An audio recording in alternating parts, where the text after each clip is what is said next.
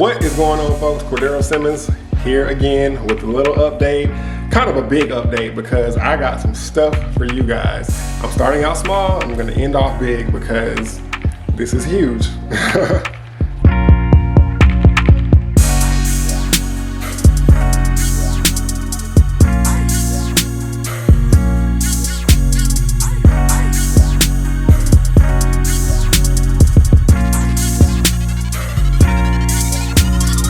So for starters, we have what I call my little happy place.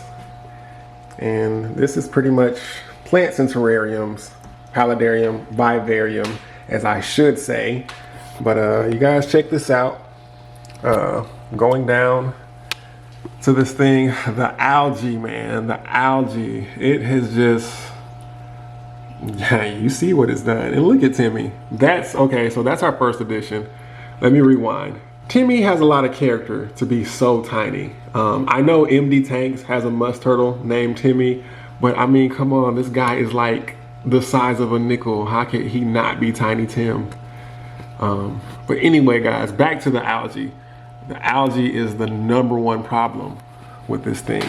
And of course, I could definitely probably just change my light time, reduce the hours that the light is actually on, but the plants are doing so well. So as far as plants go, I forgot the name of this one, but this is doing really, really well. As you guys can see, there is new growth on that. There's actually new growth all the way around. There's an air plant right there. But as for this one, you can kind of see the distressed leaves right here at the bottom, but they made their way back. Well, it's making its way back. I haven't not touched it at all whatsoever. And the same goes for the ones over here. And they are making their way out. And there is only one fully submerged one. Where is it? Yep, there it is. There's one fully submerged one right there. And that one is growing as well. But we'll see what happens when it makes its way to the top. As far as my floaters go, there's some frog bit.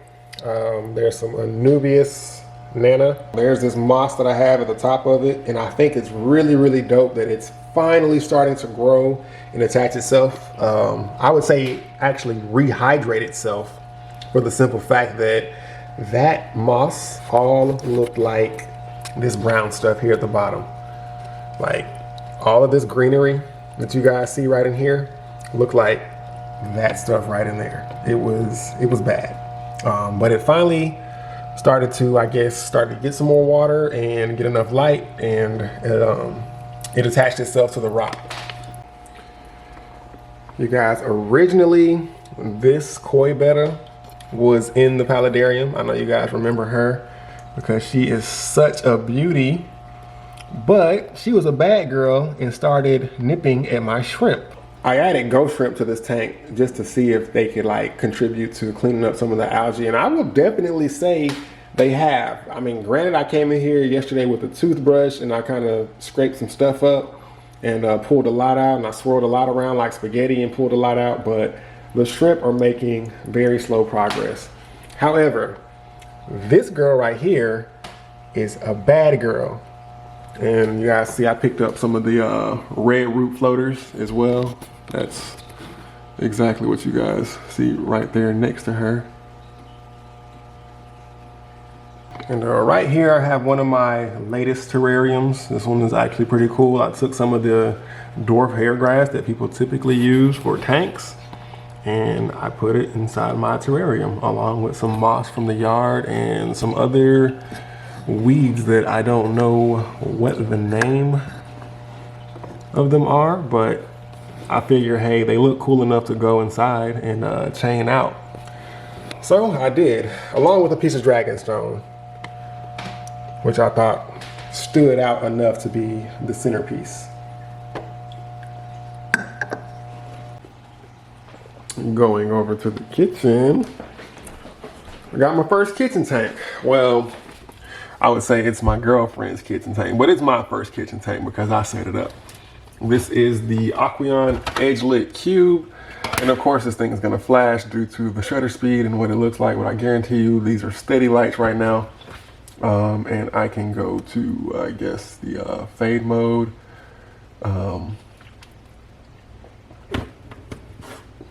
I will definitely say I am experiencing the same exact thing I'm experiencing with the 14-gallon cube, and I could really save myself the time, hassle, and trouble if I would just reduce the light hours on this tank, which I am going to do. It started out really, really nice, but come on, I know you guys can see all of that algae building up on the driftwood.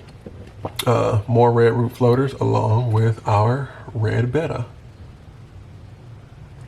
But once again, I like it. It's cool. I think these, however, not even however, I want to say these really add a whole nother vibe to the tank simply because they're red roots, and there's the foliage on these things are so thick and like squishy. It's almost like rubber.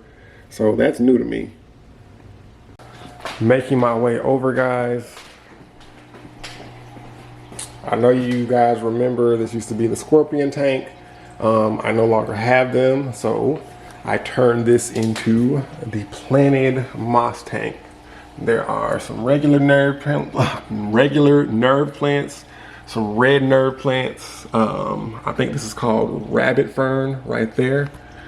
And I forgot the name of this one here in the back. And there's also some creeping Jenny that I just threw in there to act as a filler.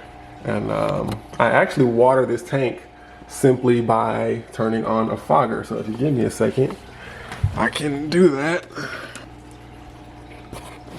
So yeah, guys, if you look right there between the moss and the very back, that might be annoying for some people. Okay, so there it is. I think the water level is low right now, but eventually the fog will start rolling out of that beaker that I have buried in the substrate, and it'll roll out like regular fog across the entire tank. It'll build up, it'll condensate, it'll run down, and you see I have this thing laid out like a true terrarium. So I have my rock substrate for all the water that does go through, and I do have a screen in between the gravel and the soil. That way the roots, I can kind of somewhat stop them from going to the main water source and getting root rot.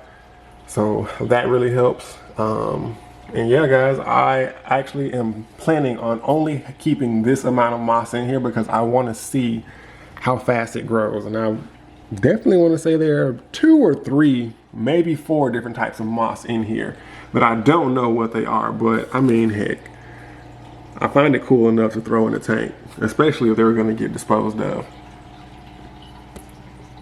So this is that. Going on up, here we have my other betta bowl, I would say, or betta cylinder, and this thing has grown immensely. And it was even blooming at one point. It's still pushing flowers. Guys, I have never seen an aquatic plant push out real flowers. You can see how many are just laying here, dead, that have fallen off. But I know my betta loves his home. It's a really, really nice shade of like cerulean blue and orange. Got some more red root floaters in there. I picked those up from Atlanta Aquarium in Duluth. You guys should check them out. I also got some more chainsaws in the back. Now this thing is pretty much to the point where all I do is add water. I could reduce the light to kill some of the algae, but I do think that it is starting to finally stabilize out because all of this mold and crap that you see back here, the stuff I'm trying to point to, was filled completely around the entire front of the tank. But now that's not the case. There are only little hair roots coming around. So I think I'm good to say the only thing I have to do is top this thing off and feed the fish and scrub it occasionally. Should have taken this off, but I want to say it might be to the point now where I don't even have to scrub it because things don't build on the glass. Ooh, I lied. Look at that.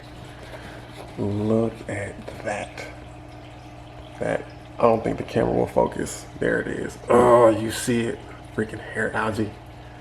I gotta get rid of it. There's another little terrarium. This was probably one of the first ones that I did. Not looking too good right now for the simple fact that the red clovers that I had growing in there have shriveled up and died. However, this stuff here continues to grow and thrive, and the moss that I have in here is doing well. I just need to clean up all the dead stuff that is, well, I'm out of focus. Yeah, I just need to clean up all the dead stuff that's in here. This one is the geometrical. I love it simply for the shape. It has a little door on it. I plan on doing something way more spectacular. I didn't think this was doing too well, but apparently things are bouncing back since I have put this thing under this grow light that I picked up from Lowe's and mounted to my ceiling, but it loves it. There are new little sprouts popping up everywhere. I threw a strand of creeping Jenny in there for GP. And I want to say that I have no idea what that is, but it's growing, and there's, oh, that's part of it. I don't know, but yeah, guys, it's doing well. And I want to say these little new shoots of creeping Jenny are actually attaching themselves to the quartz. So eventually I might have to cut this thing out. I forgot the name of this tree, but it's cool as well. I couldn't back off of it. When I saw it at the store, I had to get it. We're not even gonna talk about this thing right here. As far as the 55 gallon goes, everything is all good. My Bashirs are doing well. My Polyteris senegalis, that's the only one I can ever pronounce correctly, along with my black ghost knife, Danny Phantom. He's doing well as well. There's also a Raphael in here, but it's always hiding somewhere in between underneath this log right here. And you gotta keep a bristlenose play coat just to keep surfaces clean. I don't know if you guys can tell, but it's kind of speckly right now because I haven't scrubbed this thing in about a month and a half, but I think that's pretty darn good for a month and a half of no scrubbing, and this is all you get. You can kind of see it more so on the back glass than you can the front. But I don't have guest or company as much as I used to back in the day. It's crazy. You become a homeowner and people stop pulling up, which actually isn't a bad thing. Getting over to the cube, you guys, the 14 gallon cube. I got off my regiment of turning this thing off every other day or leaving it off every other day, and have left it in a constant, you know, on off cycle day by day, 12 hours a day. And this is what happens. You get hair algae. Granted, I don't have like super green water or green spot algae, but there is a lot of algae. Like, look at my, what is that? The African onion plant. Yeah. That thing is not doing well. But the Rotala indica is even worse. So I go in here, you know, every other day, and I try to pull out what I can with my fingers, and I'll swirl it up like spaghetti. But I think I'm going to have to do another deep cleanse on this tank and just leave the light off for 2 weeks like I did once before, and push the plants to the almost brink of melting from lack of light. But it'll be worth it, and it'll bounce back. This was one of my favorite tanks. The neon tetras are one of my favorite nanofish, but man, like, look at it. Look at it. Oh, hold on, ISO.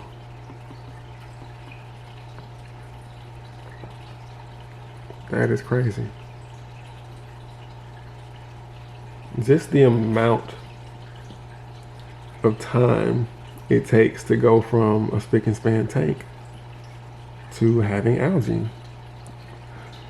And all we really got to do is just reduce the amount of time that the light is on, and everything will kind of bounce back. Alrighty, so I'm not gonna lie to you guys. I've been doing a ton of behind the scenes work as far as this lab goes. There are probably 3 videos before this that should have been posted but didn't get posted, just for the simple fact I recorded them and I didn't edit them. But needless to say, guess who has a flower horn? Oh, I just scared him. Hold on. What's up, dude?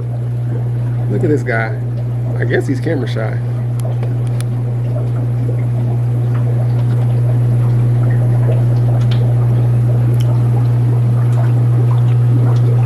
So, our blue discus is camera shy, but the red one isn't. Okay, so this is probably as good as it's gonna get. There are the discus. The blue one is the shy one. The red one I just got.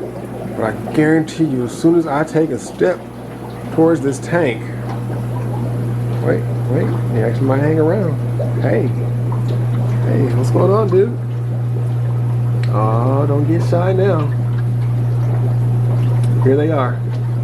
My first set of discus. At first, the blue one was giving the red one a hard time, so not sure. It possibly could be the same sex, or probably was his tank for too long. I heard they're actually very social fish and they like to be around others, and it's not good to keep them by themselves, but you know, these guys are a tad bit expensive. So I did what I could, and I would rather lose one than two. So I don't know what this little sideways action is going on right here, but they're coexisting. Just did a water change yesterday. I know it doesn't look like it because I didn't scrub the tank, but I guarantee you the water's good. It's bare bottom for a reason. And I guess the most I could do is probably bring the sponge filter out on the next water change. But these guys are good. Well, see, now they're swimming straight. I don't know what it is. If you guys or anyone out there is good with discus. If anyone out there is good and has a lot of knowledge on discus, could you help me out? Tell me what I need to do so I can start breeding these guys. Thanks. I definitely don't think I had this set up last time, guys. This is my angel tank. There are only 2 angels, a Chinese algae eater, and a bristlenose pleco in here to keep everything spick and span. This is a 40 gallon that they share, and they love it. They were kind of shy at first when I first put them in, but of course after a couple feedings and just seeing me every day, they are now waiting for me to feed them, of course. So that's how that goes. Turning over here, we have another flower horn who's in this 55 gallon tank by himself. Guys, forgive me, it's not as bad as it looks. Look, these lights emit so much light. I had to add duckweed in here just to reduce the amount of light that's getting shined on the plants, because I want to say that is what, cyanobacteria or cyanoalgae or whatever you call it, slime algae. It's everywhere. It's all on the bottom, and look at this guy. He is feisty. Look at that. That's gonna be my showfish though. You guys, he's not for sale. I am keeping this one. The other one might get sold later on down the line, but this one, especially with these reds in him, like, look at that. If he just be still, look at that. He's a keeper.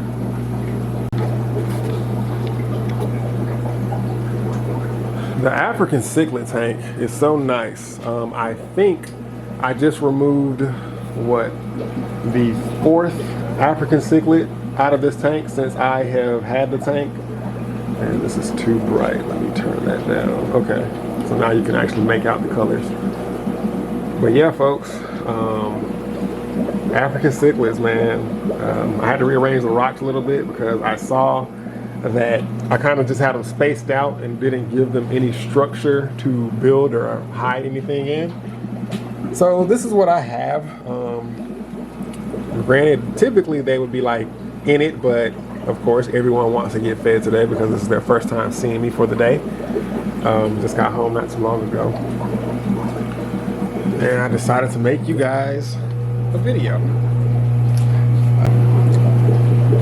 coming over. I don't know if you guys can make this out. Haven't released any of these guys. I'm probably just gonna keep them until they turn into frogs and do it like that. But yeah, these guys were on a job site in one of the pits that we dug for a boar. Rain filled up with water, frog came and laid eggs, and of course, you know, water gets dumped out and there are a bunch of tadpoles. So my brother did the best he could as far as saving everybody, and I told him that I would give him a decent home. And these guys love to eat.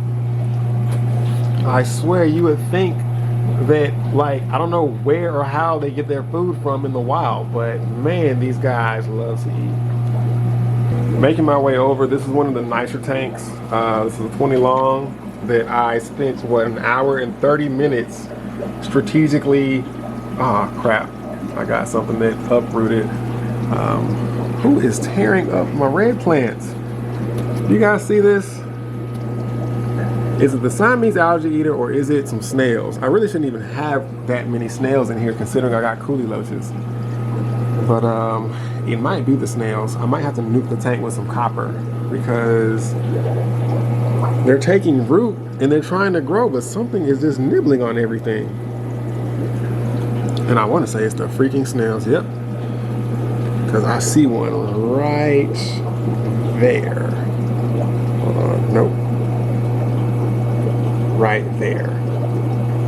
There he is. There's the culprit. But anyway, this tank I spent what, an hour and 45 minutes strategically planting out everything. I know this isn't natural. There's one that came out right there because I guarantee you I did not leave that little gap open. I know it's not natural, but I just thought it would be really, really cool to plant it in a pattern and let it fill in naturally like that. And I also got some wisteria behind this piece of driftwood as well, and it's supposed to take off and like fill out the back. So if I can get rid of these snails, the wisteria is gonna be like a huge green background and it's gonna be surrounded in these red plants that I forgot the name of, but that won't happen until I get rid of the snails in this tank. So copper, here I come. I finally got the 2.5 gallon tanks plumbed in to the air system. There are actually 2 lines that go in, and you see they come in from both sides and tie into that manifold that you see. Of course, I got the one with 5 because they're only 2.5 gallons. And I got some mystery snails, some lavender mystery snails in this tank. I need to feed those guys as well. Below that, another 20 gallon long. I have a circulation pump, regular hang on back, that I have Hillstream butterfly loaches in. Okay guys, yeah, I don't know if you can see them, but there are 3 of them in there, and that water is definitely moving. They like high circulation because apparently they're found in like rivers and whatnot. So there's water being pushed that way, it's kind of been pushed out, so it's all in a circulation like that.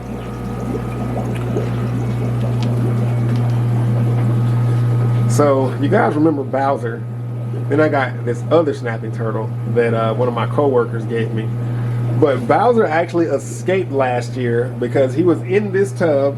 Actually, no, he was in the tub outside. Oh crap, that's too bright. Yeah, he was in the tub outside that you see, and of course it overflowed and he got out.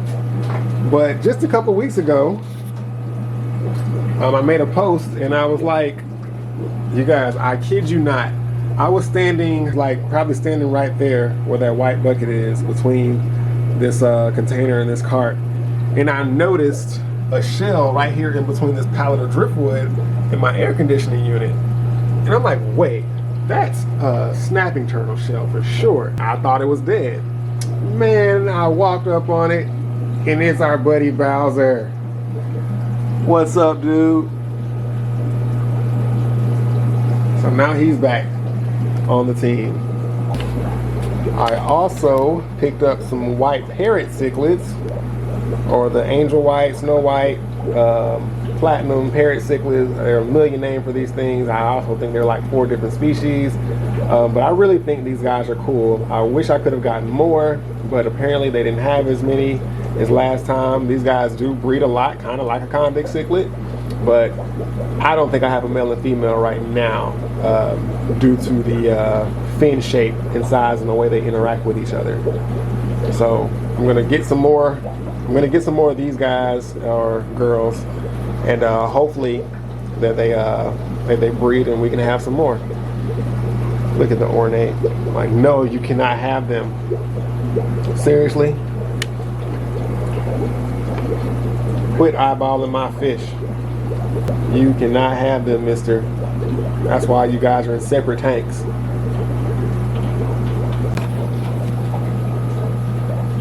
You guys, I think the arowana has made a full recovery. However, I don't know, is it due to the high pressure in the tank? Not pressure, but the high flow in the tank and the circulation pump.